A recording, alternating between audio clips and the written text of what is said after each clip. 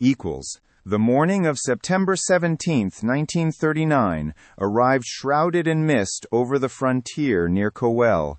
Sergeant Jan Kulesza tightened his greatcoat and peered across the Bug River. The sound came first, a low rumble rising into a thunder of engines. He brought his binoculars up, and there, out of the haze, came endless columns of Soviet armor, red stars gleaming in the dawn. Just 2 weeks earlier, when Germany invaded from the west, he thought his duty clear: defend the border, hold until relief came.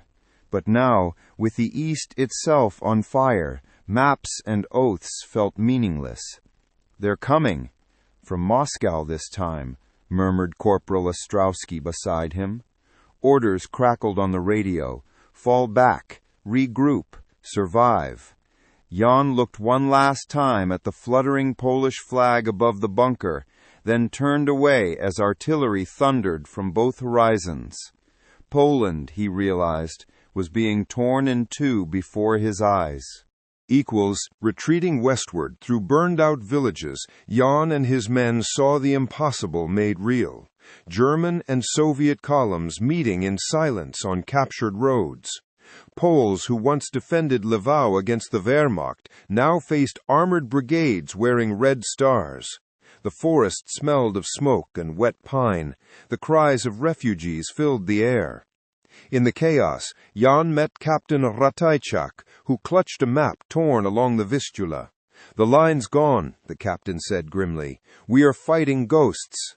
Shots echoed near a bridge as deserters begged for directions that no longer mattered. Jan's mind wrestled with disbelief. Both the eagle and the hammer had struck, two predators divvying their prey. In this twilight of nations, the border he once swore to guard existed only in memory. On the road to Ternopil, Jan's squad reached a broken bridge spanning a narrow river. The enemy was already on both sides. Red Army tanks appeared on the ridge, their silhouettes black against orange firelight. German bombers stalked the skies above. The men took cover among shattered freight cars. Jan loaded his rifle, feeling the tremor in his hands. "What now, Sergeant?" Ostrowski whispered. "We make them pay," Jan answered. The first shell struck close, tossing mud and sparks. He fired into the shadows until his weapon jammed, the thunder drowning every thought but survival. When night finally fell, the bridge was gone, and only a few Polish soldiers crawled from the debris, ghost-like in the flickering glow. Tarnopol had fallen. The Polish campaign, once full of courage, now lay splintered beneath two empires. The survivors wandered east of Ternopil through rain and ruins. Horses lay abandoned on the mud roads, supply wagons burned. Jan counted only 4 men left from 20. When they reached the farmhouse, an old woman opened the door. "Hide," she whispered. "They shoot everyone now, officers, priests." Inside, Jan glimpsed her icons flickering before a candle, faces of saints veiled in soot. The wind carried fragments of Russian and German commands from every direction. That night, Jan wrote in his journal by fading light, "We are between wolves, and no mercy awaits." For the first time, his uniform felt foreign, almost a relic of a vanished country. He removed the eagle insignia and held it in his palm like a farewell. The forests east of Lwów became Jan's refuge. He and a handful of fugitives built a small camp among pines. The sound of axes and hushed conversations filled the dim morning air. Soviet patrols prowled nearby. One evening, a partisan messenger arrived, a teacher named Helena, breathless from the run. "They've sealed the eastern towns," she said. "Our army's gone underground." Together they hid stolen maps beneath a tree root. Somewhere in the distance, wolves howled. For a moment, Jan felt the land itself cry out, a Poland not yet dead, but wounded beyond recognition. He tightened his belt and whispered, "We'll wait for spring. We'll rise again." The stars above pierced the canopy, cold and sharp as bayonets. Equals news came on September 22nd. Lwo had surrendered to the Soviets after a brief siege. Jan listened to the radio, its signal crackling under static. Polish officers negotiated terms that vanished as soon as spoken. Civilians cheered in confusion, thinking occupation meant peace. But soon the dawn brought arrests. Intellectuals, judges, soldiers ordered into cattle cars. Helena pressed her hand to the radio dial, tears glistening. They promised safety, she said. Jan could only nod. Orders from Moscow and Berlin had already divided their world.